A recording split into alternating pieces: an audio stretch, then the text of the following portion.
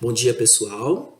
Eu sou o professor Gustavo Lima, leciono as disciplinas de Métodos Quantitativos e Economia e Mercado na FAMIG para os cursos de Administração de Empresa e Ciências Contábeis. Hoje, o objetivo do nosso bate-papo é trazer alguns insights como superar essa crise econômica provocada pelo coronavírus. Eu vou dividir essa palestra em três partes. Eu vou trazer um panorama de como estava a nossa economia até a OMS decretar que o coronavírus era uma pandemia mundial, até também a doença chegar aqui no Brasil. Vou falar sobre as medidas que o governo e a equipe econômica está fazendo para a gente passar por essa crise o mais ileso não, o mais afetado possível, e também trazer alguns insights como a gente superar isso e quais são as perspectivas de futuro em termos econômicos. Para isso, eu vou começar então pelo panorama. Eu vou voltar um pouquinho como estava a nossa economia desde 2015. 2015, a nossa economia, 2015 e 2016, o Brasil estava em recessão. A gente teve um PIB negativo em 2015 de 3,8%, 2016 de 3,3%. Isso contribuiu também com o impeachment da presidente Dilma. Então a presidente Dilma ela sai, o Michel Temer assume a presidência e ele assume colocando uma nova equipe econômica. Na época o presidente colocou como ministro da Fazenda o Henrique Meirelles, que já tinha sido presidente do Banco Central no governo do ex-presidente Lula, que é um cara muito respeitado pelo mercado, e o desafio da equipe econômica era conter a inflação, que ela já estava chegando no teto da meta, e também gerar crescimento, já que a gente já vinha de um crescimento pífio e dos 2 anos anteriores de uma recessão, de PIB negativo. Quando a equipe econômica assumiu, ela observou que, assim, para que esse crescimento voltasse, eles precisavam garantir uma solidez do crescimento da nossa dívida pública. A nossa dívida pública, segundo a expectativa, ela ia chegar a 100% do PIB logo se medidas econômicas não fossem implementadas. Então o governo fez um pacote que tinha que passar pelo Congresso Nacional de garantir essa estabilidade de dívida pública. Primeiro, ele aprova o teto dos gastos, então isso mostra para o mercado que o gasto público ia ter um teto e que quem estivesse no poder não poderia passar esse teto dos gastos, porque ia cometer um crime de responsabilidade fiscal. Então isso ele ia responder, por exemplo, o próprio ministro da Fazenda poderia responder isso na pessoa física. E depois a intenção do governo era aprovar a reforma da Previdência, porque essa dívida, a previsão dela chegar a 100% do PIB, muito por causa que uma boa parte dos gastos do governo hoje é para pagar a folha de pagamento de funcionário público e para pagar a Previdência. Então o que acontece? Ele tenta aprovar, mas se todo mundo lembrar, teve o dia lá do Joesley Day, que é o dia que o presidente Michel Temer foi pego em uma ligação com Joesley Batista em corrupção, e essa reforma da Previdência não foi aprovada. Então, a partir dali, o presidente, na época, ele começa a tentar a se proteger dos pedidos de impeachment que ele vinha sofrido. Então, ou seja, essa política de conforto para o mercado, ela foi interrompida porque naquela época não teve a reforma da Previdência. Mas o governo ele vinha também fazendo medidas de política monetária. Por quê? Para que os investidores eles tenham segurança no país, e a gente tem aqui que lembrar a todos que a gente não tem poupança interna para fazer todos os investimentos que a gente precisa. Então a gente conta com investimentos estrangeiros para fazer investimentos, por exemplo, em infraestrutura, investimentos de mais longo prazo. Acaba que a gente é muito dependente ainda desse investimento estrangeiro. Então a gente começa a fazer algumas medidas com esse objetivo de proteger os investimentos no país. Então, ou seja, se vem um investidor, por exemplo, um fundo de pensão do Canadá, um fundo de pensão da Holanda, dos Estados Unidos, ele quer ter a garantia que ele vai investir, mas que quando ele terminar o investimento, ele vai conseguir pegar toda a sua rentabilidade e levar para o seu país, que esse dinheiro não será perdido pela inflação, que a gente não vai ter hiperinflação, que eu vou ter como dar liquidez para ele quando ele quiser sair. Então, ou seja, ele vai olhar o risco do país. Então, ele olha esse percentual dívida pública versus PIB. Então, o governo tenta fazer isso, fazer essas medidas, mas ele também tenta fazer uma política monetária expansionista. O que é fazer uma política monetária expansionista?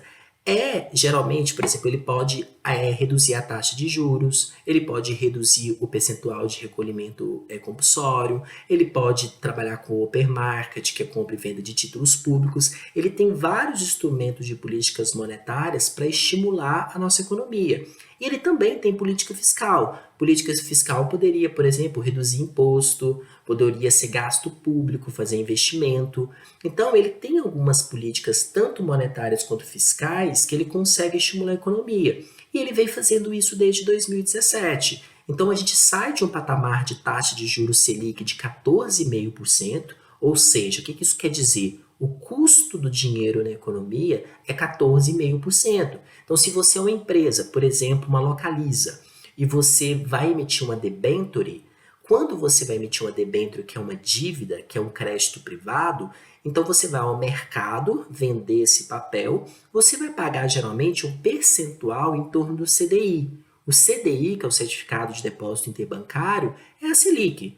Então, ou seja, é a taxa de juros de referência. Então, quando o Banco Central, junto com o Copom, reduz a taxa Selic, ele está o quê? Estimulando a economia, estimulando que as empresas peguem dívidas mais baratas para fazer investimentos. Porque fazendo investimento, ela vai contratando o nível de desemprego que já estava muito alto em 2016, ele tende a diminuir, e eu consiga rodar, girar a economia, e, consequentemente, eu vou ter consumo e vou ter PIB. Então, essa era a estratégia do governo. Então, ele vem com a política monetária, vem com a redução de taxas de juros, acontece várias outras coisas no mercado, que aí eu precisava de mais tempo para a gente falar o que foi acontecendo, que esse crescimento ele não vem. Mas o que importa aqui para a gente é que se a gente for voltar ao passado, esse crescimento não veio. Então a gente aprova o teto dos gastos, depois aprova a reforma trabalhista, depois faz essa política monetária expansionista, a gente, depois no governo do Bolsonaro, aprova a reforma da Previdência, mas mesmo assim esse crescimento de PIB não veio. E a gente estava até fevereiro em um cenário bom, porque a gente tem algo que a gente chama de hiato do produto. O hiato do produto é uma ociosidade da economia. Por quê? Esse crescimento que poderia vir, então todo o início de ano, início de 2017, início de 2018, 2019 e agora 2020, todos os economistas começam com uma projeção de crescimento, que no final ela não se confirma. Então, crescimento econômico também reflete inflação, porque as pessoas vão estar empregadas, se vier o crescimento, vão consumir, acaba que vai ter aumento de preços, vai ter inflação. Só que como a gente tem uma ociosidade da economia, um hiato do produto, a gente poderia crescer a um determinado percentual que a gente ainda não ia gerar inflação. Então a gente estava num cenário bom, taxa de juros baixa, inflação controlada. No final do ano passado a gente teve um pico na inflação, mas por causa de um problema específico, que foi um choque do preço da carne, mas a inflação controlada e o hiato do produto. Mas mesmo assim não se confirmava o crescimento. Isso os investidores estrangeiros estavam saindo, estavam retirando recursos do Brasil, e a maioria dos economistas falavam que eles estavam tirando porque ainda não se confirmou o PIB.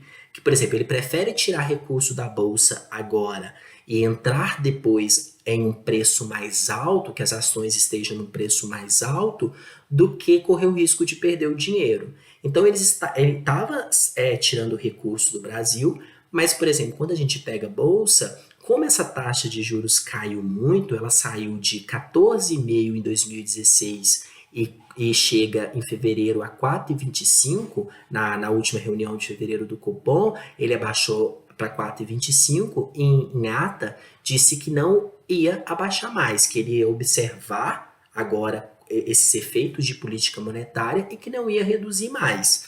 Mas ele abaixou um patamar muito grande. Quando ele reduz, os investidores, ele começa a não ter rentabilidade em renda fixa. Porque geralmente, para o investidor, a renda fixa ela é baseada no CDI, que eu já disse que o CDI, a referência é a taxa Selic. Então, ou seja, se você é um investidor aí que está me ouvindo, pessoa física no CDB, se você procurar um banco grande, ele vai te pagar, por exemplo, 70% do CDI. Então, é 70% até fevereiro de 4,25. Então, ou seja, a sua rentabilidade fica muito baixa. Se você considerar uma inflação que gira em torno de 4, você praticamente tem ganho real a zero. Então, ou seja, você investidor, você começa a tomar mais risco para você ter uma rentabilidade melhor. Então, em janeiro, por exemplo, a nossa bolsa bateu recorde, ela chegou a 120 mil pontos, o Ibovespa. Então, você tem um crescimento no Ibovespa grande, inclusive de pessoa física, o volume de pessoa física na bolsa aumentou expressivamente, porque são pessoas procurando mais risco, consequentemente procurando mais retorno. Então esse era o nosso cenário. Então o que faltava para a gente entregar para que esse investidor ele voltasse a fazer investimento no Brasil e impulsionasse mais a bolsa de valores era entregar um crescimento. Então assim, por mais que a gente tenha feito o dever de casa, então, ou seja, as empresas elas estavam com caixa, porque dado essa redução de taxa de juros, as grandes empresas tiveram a oportunidade de repactuar suas dívidas.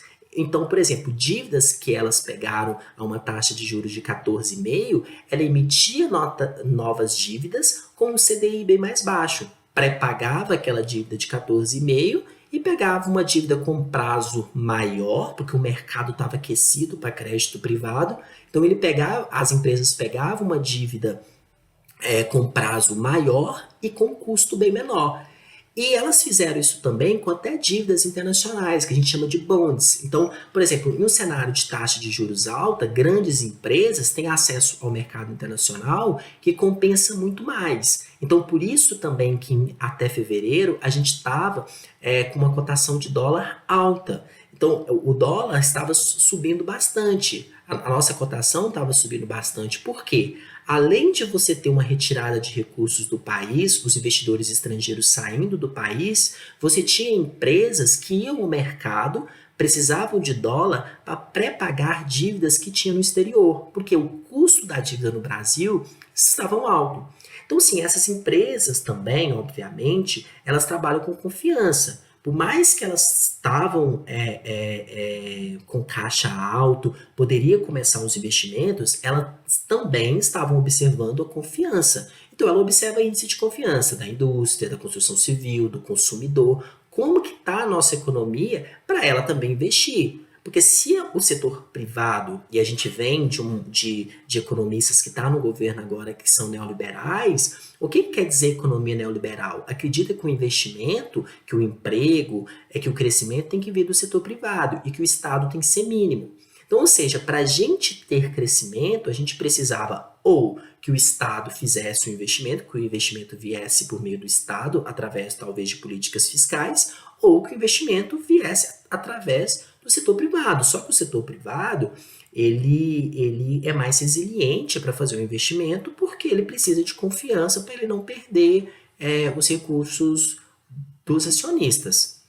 Pois bem, estávamos nesse cenário com a expectativa de um crescimento no final de 2020 de 2,2% e o prazo que os economistas davam para a gente ver se a gente teria um crescimento na atividade econômica seria o primeiro trimestre. Então, se o primeiro trimestre não se confirmasse as expectativas, os economistas já iam começar a rever a sua previsão de de crescimento de PIB para 2020 e tomar as suas decisões. Então, eu não sei se o Banco Central iria fazer política monetária, continuar o ciclo de política monetária expansionista, o que o Banco Central ele ia fazer para continuar estimulando essa economia para a gente entregar o PIB. Só que a OMS decreta que o coronavírus é uma pandemia, então o coronavírus surgiu na China, a gente já estava observando, obviamente o PIB da China foi revisto, dado a paralisação que teve lá na China, obviamente que os economistas já estavam computando no cálculo uma redução do PIB mundial e, consequentemente, do PIB dos seus países, então o Brasil já estava revendo o seu PIB também, porque a gente exporta principalmente commodity para a China, e a China importando menos produto do Brasil, a gente ia ser afetado no nosso PIB, obviamente, mas quando a OMS decreta pandemia, o que mostra? Mostra que é um problema muito mais sério. E isso aumenta muito o risco dos investimentos, porque a gente não sabe o que vai acontecer. Porque a gente viu que a China, ela parou, ela teve que fechar uma cidade, deixar todo mundo em casa, porque se a gente for voltar na história, quando é um vírus com essa letalidade, a gente já teve outros vírus, outras pestes, que também a orientação sempre é ficar em casa, ficar reservado, usar máscara, etc., até descobrir a cura, ou que o vírus fique mais fraco, que não infecta tanto a população igual no início, né, da epidemia e depois pandemia, que isso aumentou o risco demais. A gente viu a Itália disparou a ter casos e casos dramáticos com morte, depois Espanha, a Inglaterra tinha uma estratégia inicial que era deixar todo mundo se contaminar para pegar resistência, mas depois ela viu o que ia acontecer com o sistema de saúde do país, e acontecendo isso com o sistema de saúde do país, se entrar em colapso e afetar muito mais a economia, ela também decide fazer medidas protetivas, os Estados Unidos idem, e chega no Brasil também. A gente tem uma entrevista com o ministro da Saúde que ele deixa bem claro que se a gente não fizesse essas medidas, a gente ia causar um colapso no sistema de saúde. E por que igual você pega o estado de São Paulo, o estado de Minas, né, está fazendo hospitais de campanha? Porque se você causa um colapso no sistema de saúde, você causa um drama para o país. Os médicos chegaram ao ponto de ter que escolher quem vai viver e quem vai morrer. Isso gera muito mais estresse para o país e isso, consequentemente, afeta muito mais a nossa economia. Então, essa discussão, por exemplo, mas tem que voltar porque economia também causa morte. Não. É muito melhor a gente parar, fazer o dever de casa agora e garantir empregos, obviamente, garantir a sobrevivência das empresas, porque depois a retomada ela vai ser bem mais rápida. Então, praticamente todos os economistas concordam com essa quarentena, com o trabalho bem feito, que a gente diminua, que a gente ganhe tempo e diminua esse risco de contágio, para que a gente não tenha problemas, a gente saia disso mais rápido, sem muitos problemas na economia. E como que isso chega aqui no Brasil? Obviamente que aumentando o risco do mundo, esses investidores estrangeiros que já estavam aqui, eles querem sair, porque assim, investimento é risco versus retorno. Então, a gente, por exemplo, como pessoa física, se você tem poupança, você vai colocar na sua instituição financeira, você vai observar se aquela instituição financeira tem risco de falir, tem risco de quebrar. Então, você quer colocar a sua poupança em um banco que seja confiável. Eles lá fora, que a nossa economia é globalizada, quer colocar o seu dinheiro em países onde não tem o risco de quebrar. Então, ou seja, economias emergentes, para que os investidores mantenham o recurso aqui, eu precisava estar pagando, por exemplo, uma taxa de juros muito maior. Então, eu precisava aumentar a minha taxa de juros para que o risco-retorno compensasse. Mas a nossa taxa de juros estava até fevereiro 4,25%, e agora o Banco Central tinha falado que ia encerrar o ciclo de expansão, né, da política monetária e encerrar em 4,25 para observar quais eram os efeitos, Mas dado a crise, em nova reunião do Copom, ele reduziu também mais 0,5%. Então hoje a nossa Selic é 3,75%. Então o diferencial de taxa de juros, por exemplo, para os Estados Unidos, dado o risco-retorno, ele observa o portfólio dele e fala, não compensa. Prefiro tirar o meu dinheiro, colocar, por exemplo, em título público americano, que pelo menos eu estou com esse investimento garantido até eu observar como que os países vão conseguir passar por essa crise. Então começa a ter uma retirada de recursos do país muito grande. A gente viu em março a bolsa de valores despencando. A gente teve circuit break, que é a parada da bolsa, porque quando a bolsa cai tanto, por exemplo, 10%, 15%, 20%, a bolsa para em determinados períodos para que o investidor ele repense o que ele esteja fazendo, ele acalme, para que isso não tenha uma debandada e não destrua a bolsa. Então, ou seja, você tem uma saída de recursos. No primeiro trimestre, janeiro, fevereiro, março, a nosso índice Bovespa caiu 36,86%, bateu recorde. Teve uma queda parecida, só para vocês terem ideia, em 1986. Então, ou seja, a bolsa caiu muito e, consequentemente, a cotação do dólar disparou, porque é saída de recursos, então pressiona a cotação do dólar, porque a demanda aumenta, acaba aumentando a cotação. E o Banco Central atua. O Banco Central atua vendendo reservas, o Banco Central atua colocando swaps, que é contratos de dólar, por exemplo, no futuro. E também o Fed, vendo que os países estavam passando isso, o Federal Reserve, que é o Banco Central americano, ele também oferece uma linha de crédito para determinados países de 60 bilhões, para que os países recorram a essa linha de crédito sem custo praticamente nenhum, só para ele não ter que queimar reserva ou fazer swap, para ele garantir uma liquidez no mercado como um todo. Porque como a gente é uma economia globalizada, pode ser o risco sistêmico aumenta muito. Então, ele oferece também essa linha. O Banco Central não precisa e disse que não vai usar, que é uma linha muito importante, é uma linha de crédito muito importante, mas que não pretende usar por enquanto.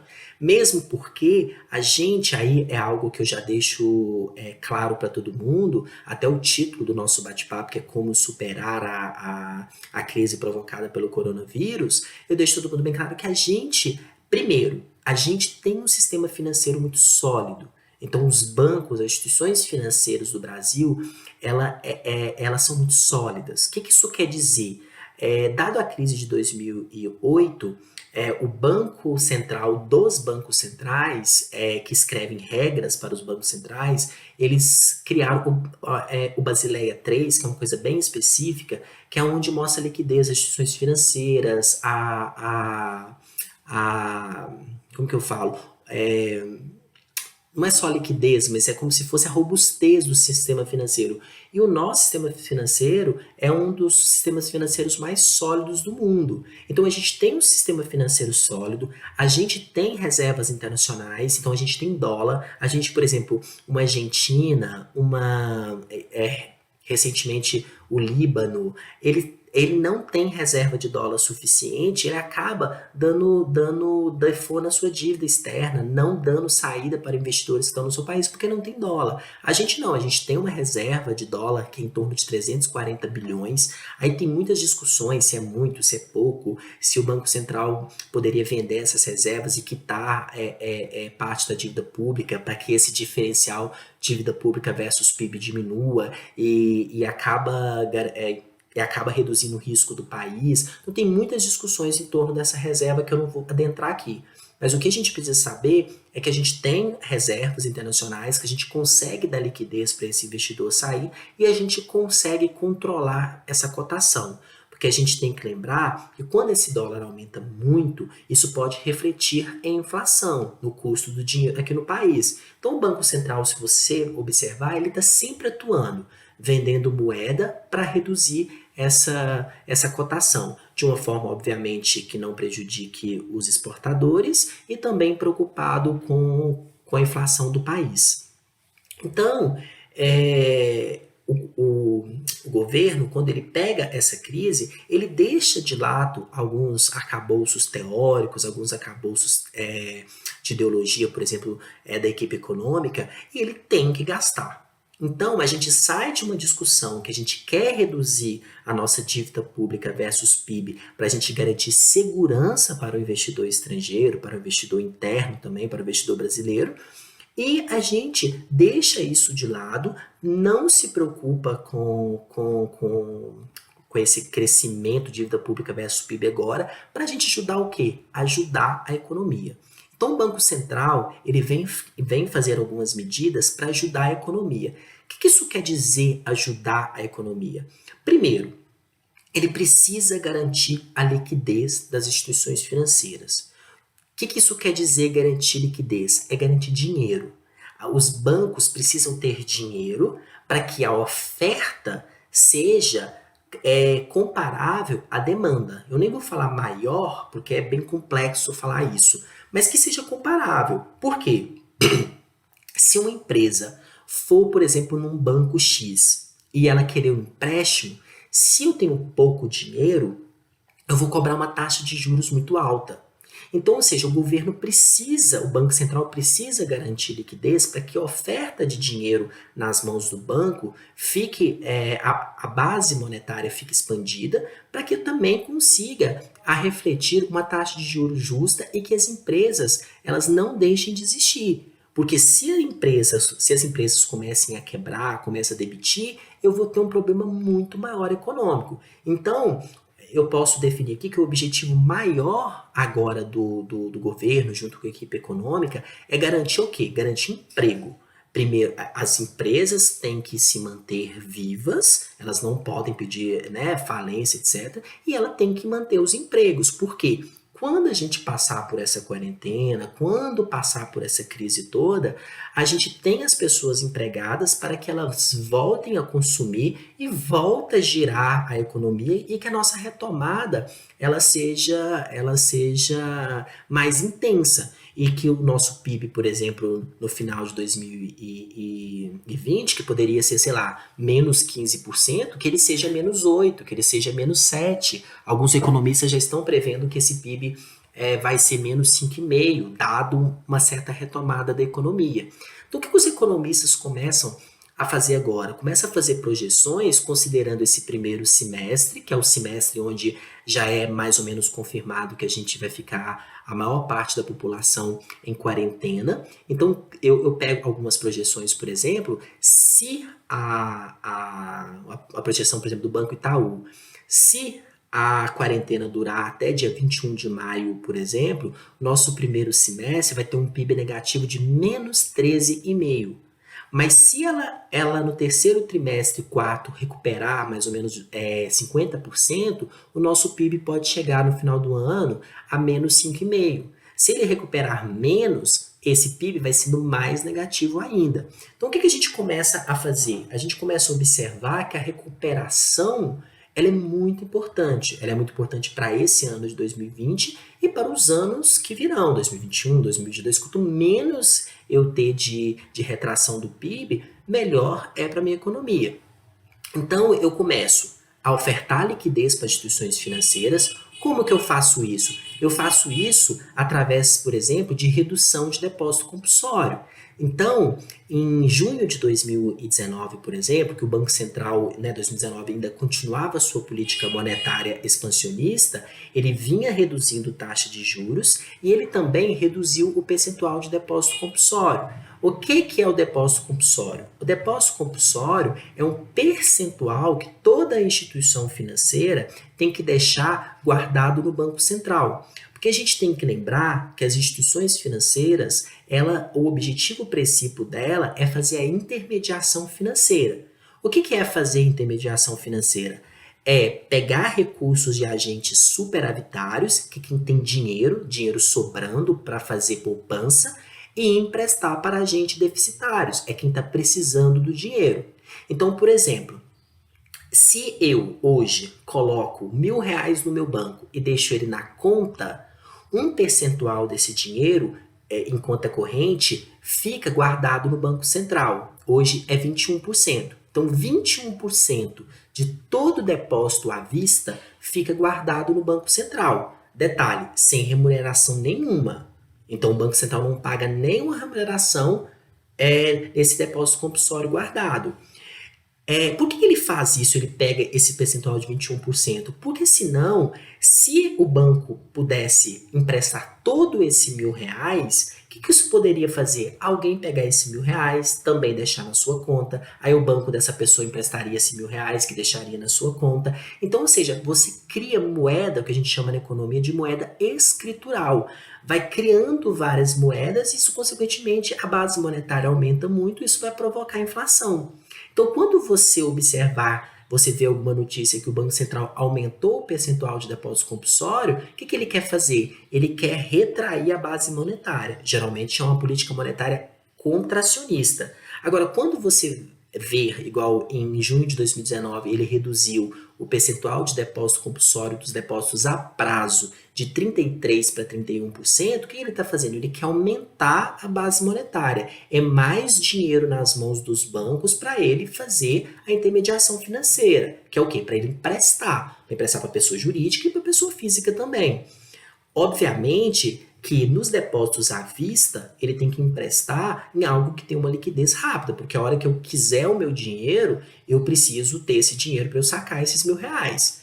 Mas o banco também faz intermediação financeira, principalmente com depósito a prazo, por exemplo, um CDB.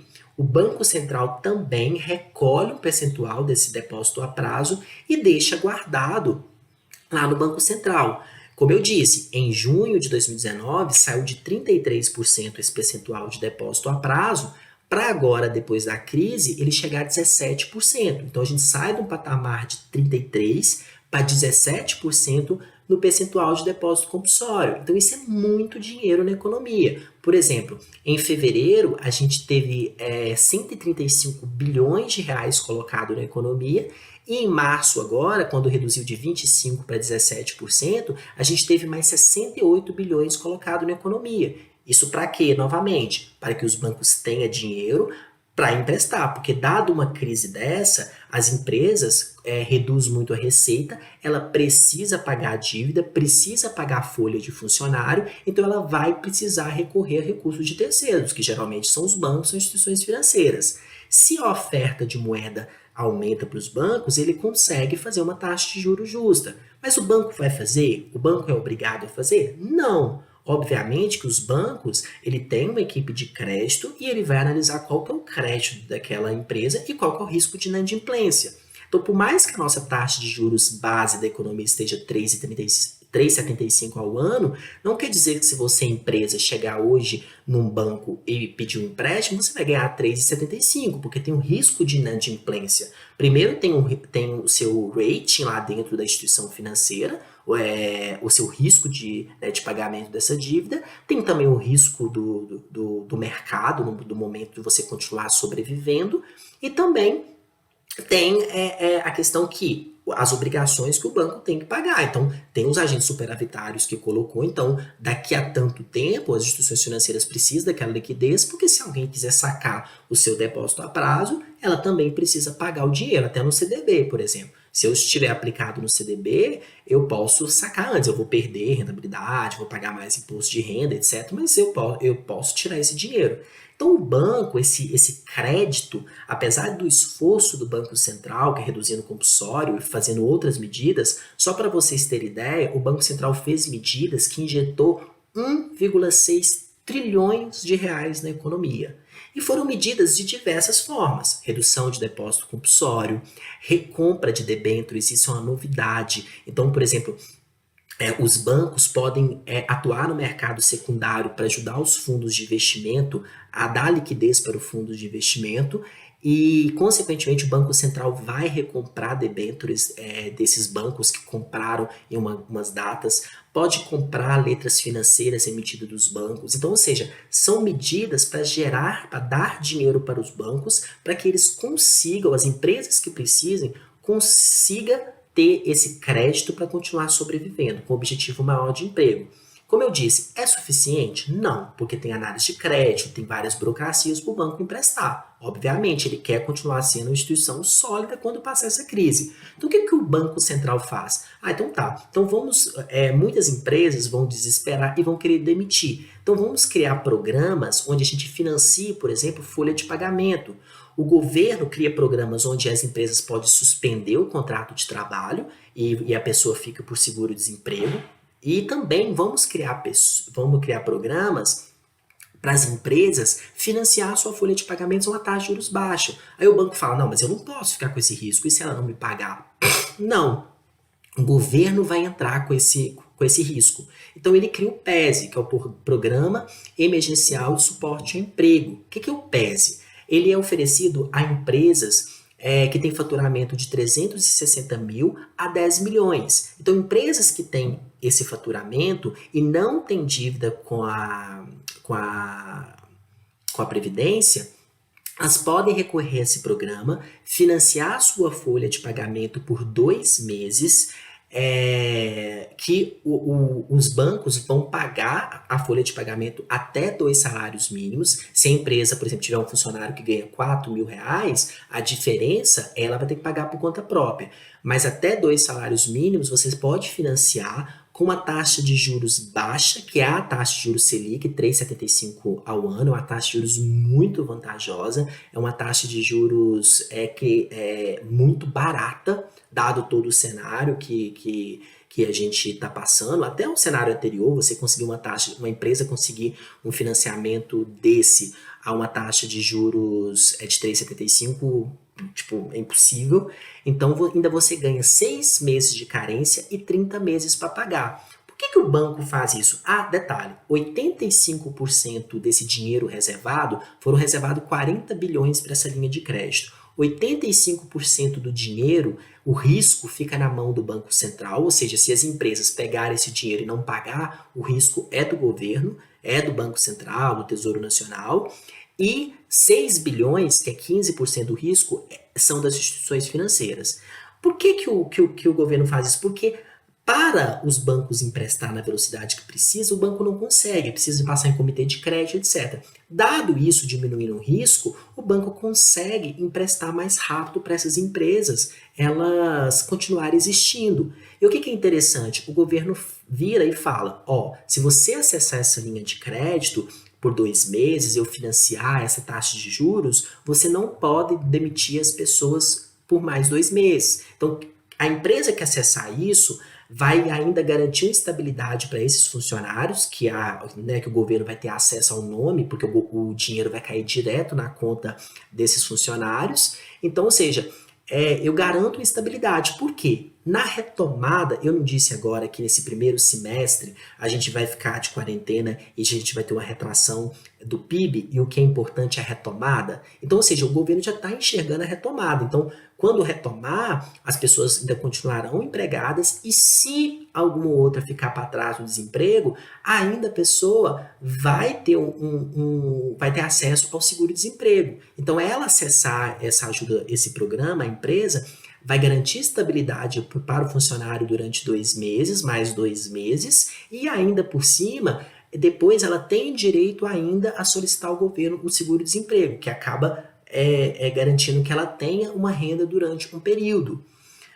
Gustavo, de onde o governo tira isso? Gasto público. É o que eu disse, aquela discussão de dívida pública versus PIB cai por terra aqui. Então, a gente, para vocês terem ideia, em 2019, a nossa dívida pública versus PIB estava em percentual 75,9%.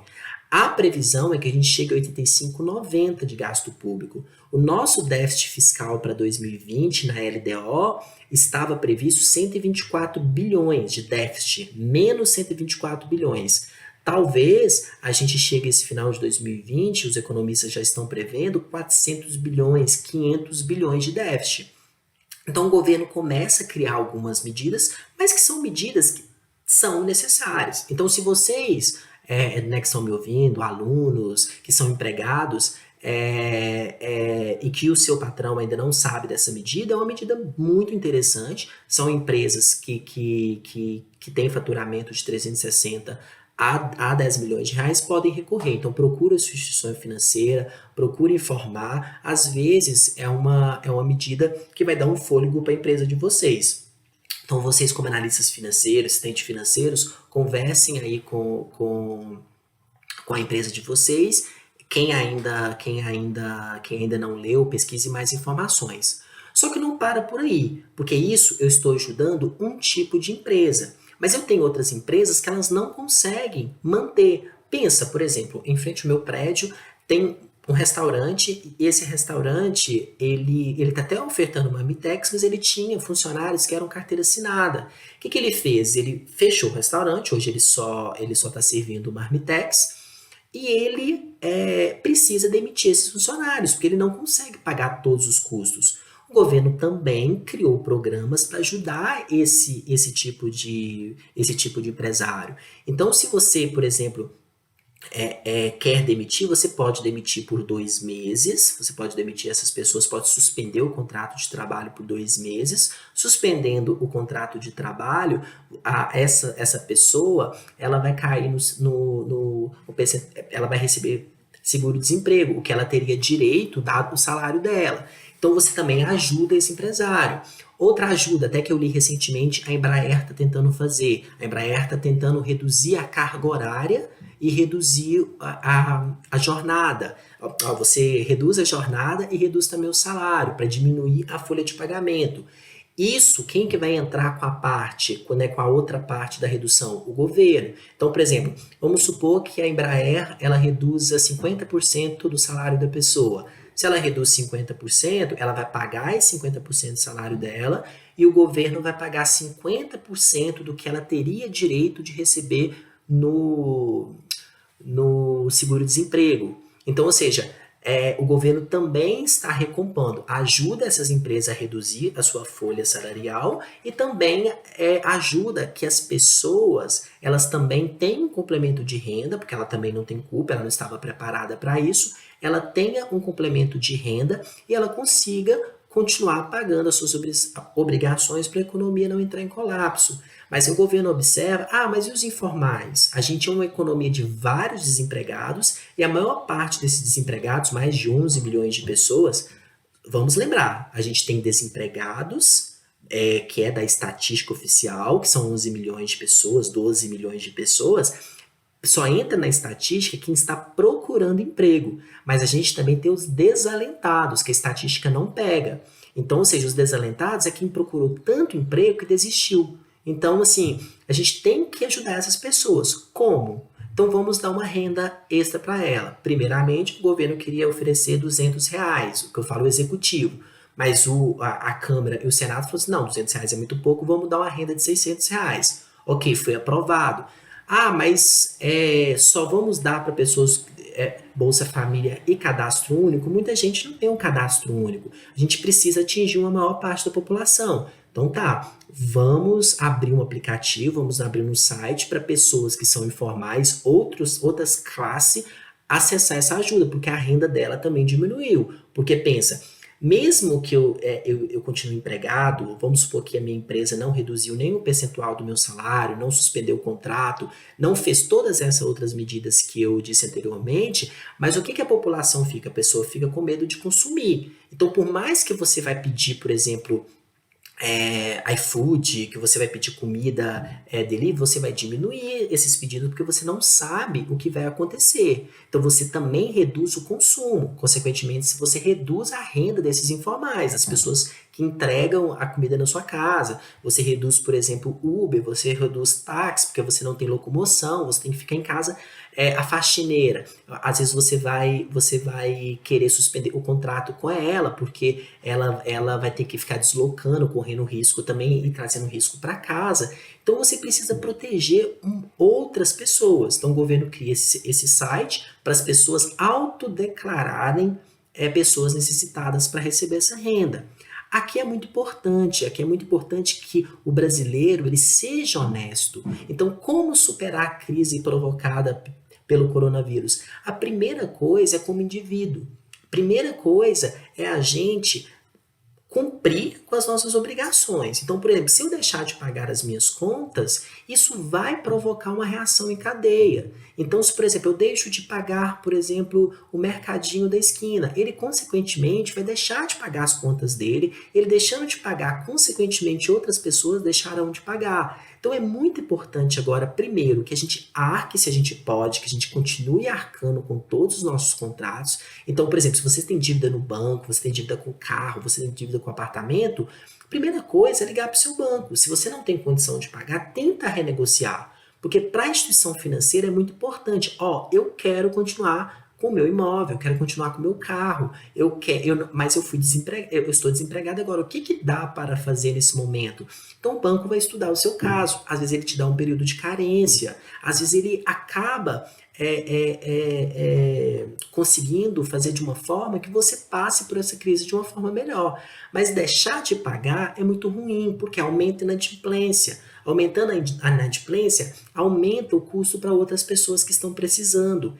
Então, acho que nesse momento, o principal é a gente, primeiro, arcar com as nossas obrigações, quem pode, obviamente, conversar o máximo possível com as pessoas, com as instituições financeiras, com a empresa, como isso vai funcionar. E segundo, por exemplo, nessa renda de R$ 600, pedir quem realmente precisa. Então, se você não precisa, por mais que você esteja desempregado, se você não precisa, se tem a sua família que pode te ajudar, às vezes é um momento de não pegar essa renda, porque o governo separou, por exemplo, R$ 98 bilhões para essa ajuda. Quanto menos pessoas que não precisam pegar, vai sobrar recurso para quem precisa. Isso, consequentemente, vai rodar a economia. Então, a economia vai voltar mais rápido. E você que está me ouvindo, que às vezes não precisa agora dessa ajuda, o que vai acontecer? Você daqui a pouco vai estar empregado de novo, se você tiver perdido o seu emprego. Ou se você estiver trabalhando, a economia vai girar, você vai conseguir um emprego melhor. Então, eu acho que a gente pensar como indivíduo nesse momento é muito importante. Mas não para por aí, porque você ajuda essas pessoas informais, você ajuda as empresas, mas as micro pequenas empresas, como que o governo vai acessá-las? Hoje, essas micro pequenas empresas, que é a maior parte das empresas do Brasil, elas não são, a gente chama de bancarizadas. Então, se você pegar essas empresas de 360 mil a 4,8 milhões, ela tem conta em banco, o banco consegue fazer uma análise de crédito daquele pedido da empresa, mas se ela é uma micro ou pequena empresa, ela tem um faturamento abaixo disso, ele não consegue, o banco, geralmente não tem conta em banco, recebe informal, né, não quer pagar o imposto sobre aquele pouco valor que ela ganha. Então, o que o governo está estudando fazer? E alguns economistas estão também orientando que o governo faça. Talvez pegar a base de dados daquelas maquininhas. Porque hoje, se a gente for observar, a maioria dos microempreendedores acessam aquela maquininha de débito e crédito. Então, se as instituições pegarem essa base de dados, ela vai conseguir fazer uma análise das empresas que vão conseguir sobreviver após essa crise e ajudar essas empresas, fazer alguma política pública que o dinheiro chegue na mão dessas empresas. Por quê? Quando tiver retomada, esses microempreendedores também é uma alavanca para ajudar a gente a sair dessa crise. Então, ou seja, o governo está fazendo muitas medidas, tanto medidas ajudando as instituições com liquidez para baratear crédito, para não gerar uma pane no sistema.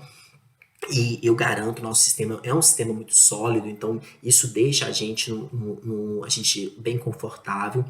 Ele ajuda as empresas a pagar a folha de financiamento e garantindo o emprego. Então tem ajuda, tem várias ajudas. Então tem isenção de imposto, por exemplo, ele tá isentando, é uma perda de 7 bilhões de arrecadação que ele está zerando IOF em operações de crédito. IOF é Imposto sobre as Operações Financeiras. Então, todo crédito que você pega, você paga IOF. O governo está zerando até julho. O governo está ajudando os informais. Então, ou seja, tem vários tipos de ajuda que o governo está fazendo e a equipe econômica para a gente sair o mais rápido possível dessa crise. Então, assim, a palavra que eu queria deixar para todos é que, assim, todo mundo tenha calma porque vai voltar. Fique em casa, realmente, eu acho que todos os órgãos oficiais de saúde, tem vários estudos que mostram que a melhor forma de não ter contágio é a gente ficar em casa. E se a gente pensar como isso vai refletir na economia, quanto mais cedo a gente voltar e ficar com os casos reduzidos, para a gente é melhor, porque não adianta a gente voltar agora e ali na frente a gente ter outro pico. Isso vai deixar a economia mais insegura, é a retomada mais insegura.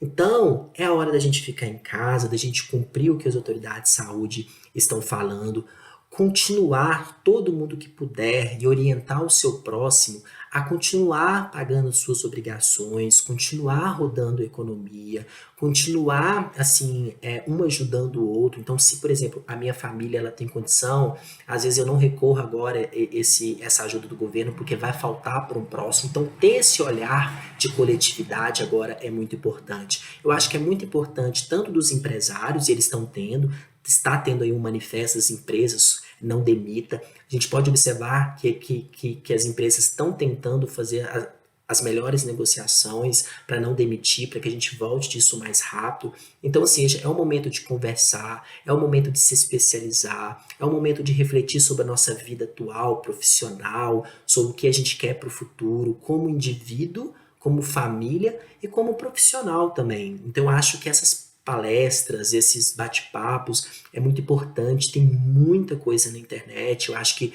para quem tiver um tempo, é o período de tirar novas ideias da cabeça, novos sonhos, novas vontades, implementar, para quando a gente sair disso, a gente estar bem mais forte e a gente participar dessa retomada. Porque num período de recessão, quem mais perde somos nós, classe média e as pessoas mais pobres. Então, se nessa retomada a gente está preparado para essa retomada profissionalmente, igual vocês aí estão fazendo disciplinas online, então continuar na graduação, continuar dedicando, continuar em contato com os professores, isso na retomada vai ajudá-los muito. Outra questão muito importante para eu finalizar esse bate-papo é a gente pensar nas consequências que todas essas medidas econômicas podem provocar. Porque o que acontece? Quem vai pagar essa conta, igual quando eu falo que o nosso déficit fiscal ele vai pular de 124 bilhões para 400 ou 500 bilhões, 85% de dívida pública versus PIB ou 90% de dívida pública versus PIB, isso quer dizer que a gente está se endividando. Endividando é o que? Dinheiro de imposto futuro, gerações futuras, então nossos filhos ainda vão pagar essa conta, é dinheiro de imposto que vai ser gasto com pagamento de dívida. Então, quando a gente fala, o governo tem que fazer isso, tem. É um momento que tem, não tem saída. Isso garante também uma tranquilidade para o sistema financeiro e para as empresas, para as pessoas, como eu falei aqui. Mas a gente tem que já começar a pensar o que vai acontecer para o futuro. Então, no futuro, provavelmente, vai começar uma discussão gigante de novas reformas. Então, será que essa reforma da Previdência que ocorreu, ela não precisa ainda ser ajustada para a gente ter uma economia ainda maior? Será que a gente precisa de fazer reforma administrativa porque os estados, municípios e o governo federal gastam muito dinheiro da receita com a folha de pagamento dos funcionários públicos? Será que eu tenho que tributar dividendos? Será que eu tenho que tributar grandes fortunas? Então vai vir a discussão de reforma tributária. Será que eu tenho que dar tantas desonerações assim para as empresas, igual gira em torno de 300 bilhões de desoneração de imposto? Então, ou seja, vai vir muitas discussões que eu acho que a gente como sociedade, a gente aqui como acadêmicos, né, vocês estudantes, professores, funcionários da instituição que estejam assistindo esse bate-papo, a gente tem que começar a pensar nisso e não ter uma visão, por exemplo, mas eles querem aumentar a idade da aposentadoria, mas eles querem fazer uma reforma tributária assim, ou seja, entrar na discussão, mas entrar na discussão propondo soluções. Por quê? No futuro a gente vai ter que pagar essa conta. Então, ou seja, quanto mais rápido a gente sair dessa crise, quanto mais rápido a gente ajudar como população a sair dessa crise, mais rápido a gente vai voltar e menos doloroso serão as medidas que terão que ser implementadas. Por quê? Se essa dívida pública ela subir muito e a gente começar a dar calote nessa dívida pública, a gente não ter dinheiro para pagar essa dívida pública, o risco aumenta muito. O risco aumentando, provavelmente volta a inflação e volta desemprego. Então, um desemprego que já estava alto, que provavelmente vai ter um aumento por conta dessa pandemia, pode aumentar por causa de uma inflação ou, quiçá, uma hiperinflação. Então, a gente tem muitas discussões. Recomendo vocês uma leitura do Instituto Fiscal Independente, que é a utilização das reservas internacionais para a gente reduzir essa dívida pública. Então, vocês já antenar para essas discussões, porque eu acho que é uma discussão que vai estar em pauta. Recomendo também a leitura das reformas tributárias que estão lá no Congresso para aprovar. Tem várias reformas tributárias, várias discussões. Recomendo a leitura do que foi, como foi a aprovação da reforma da Previdência, para você já começar a observar o que ficou para trás, como que seria uma tributação de grandes fortunas, como que seria uma tributação de dividendos. Então, assim, tem que se antenar com essas discussões na medida do possível, porque eu acho que são discussões que vão vir. E eu acho que vocês vão ganhar cultura e vão ganhar subsídio para participar de todo esse debate. No mais, assim, eu estou aberto para qualquer dúvida. Eu gostaria muito de entrar na parte de investimento, como que isso todas as medidas afetam os investimentos. Então, assim, só para resumir a questão de investimento, eu não vou adentrar, mas para uma próxima, eu já me coloco à disposição para quem tiver interesse a gente marcar um outro bate-papo, talvez ao vivo, sobre investimento, mas a gente tem que observar o seguinte: a gente já estava no cenário de taxa de juros baixa, a gente estava tendo que assumir risco em bolsa por conta de uma taxa de juros baixa. Essa taxa de juros tende a reduzir mais. Algumas instituições financeiras estão prevendo que em final de 2020 a Selic vai estar 1,5%, ou seja, é taxa de juros real negativa. Real, você pega esses 1,5% e tira a inflação. Então, a inflação projetada ela está em torno de 2,5%, varia entre 2 e 2,5% em algumas instituições. Ou seja, eu tenho taxa de juros real negativa. Ou seja, para eu ter rentabilidade, eu vou ter que assumir mais risco. Então, quem tem poupança, às vezes é o momento de já começar a pensar em investir em bolsa, a pensar na retomada, quais setores da economia vai retomar primeiro. Será que são, por exemplo, empresas de turismo, vai retomar primeiro do que um varejo, do que uma lojas Renner da vida? Então, vamos começar a pensar nisso em investimento também para quem tem poupança. E eu estou à disposição, espero que a gente saia disso o mais logo possível. E o que vocês precisarem de mim, tem o meu contato na faculdade, peguem com seus coordenadores, vamos discutindo, vamos montando um grupo de estudos. Eu estou à disposição para essas discussões que estão acontecendo agora, para investimento e para insights que eu já estou me preparando para o que vai vir em 2021, final de 2020, 2021 e para os próximos anos. Além disso, eu recentemente fui aprovado também para participar de um congresso na Itália. Eu ia viajar dia 21 de março, mas esse congresso ele foi adiado. É participar de um congresso com o Papa Francisco. Ele selecionou vários economistas do mundo até 35 anos de idade para ir lá em Assis, na Itália, discutir sobre todos os problemas econômicos que estavam acontecendo no mundo. Então, ou seja, esse congresso ele já tinha sido idealizado ano passado. A gente ia reunir com vários economistas, ex-prêmio Nobel, o próprio Papa, para a gente tentar redesenhar essa economia. Então, tem várias discussões também sobre a questão da globalização, a questão dessa economia do jeito que é hoje a nossa teoria quantitativa da moeda. Então tem alguns textos bem interessantes já circulando pelo mainstream assim, dos economistas, que é da gente pensar numa nova forma da economia e numa economia que seja mais preocupada com a redução da desigualdade social. Então, que o objetivo princípio da globalização, que era reduzir essa desigualdade social, a gente consiga realmente fazer essa renda chegar na mão de todo, essa riqueza chegar na mão de todo mundo. Então, assim, tem várias discussões legais, eu tenho vários textos disso. Aqui no Brasil, eu recomendo vocês lerem textos do André Lara Rezende, sobre como reescrever essa macroeconomia. Então, ou seja, tem várias ideias novas, inclusive vender reservas, igual eu falei agora há pouco, reservas internacionais, emissão de moeda. Então, tem várias discussões que o mundo está tendo, que vários economistas do mundo estão tendo, que eu estou dentro também, então estou à disposição para quem tiver interesse comentar sobre esses novos estudos. Esse congresso foi remarcado, ele foi adiado para novembro, então assim, eu ganhei bolsa da Arquidiocese de BH, então eu pretendo participar desse congresso. Então assim, quem tiver alguma ideia, quem tiver lido alguma coisa, quem souber também de algum programa que deu certo aqui em Minas ou no Brasil, eu estou disposto também a gente abrir grupos de discussão sobre ele. Então assim, eu estou à disposição, muito obrigado, bom dia e ótimos estudos para todos. Um abraço.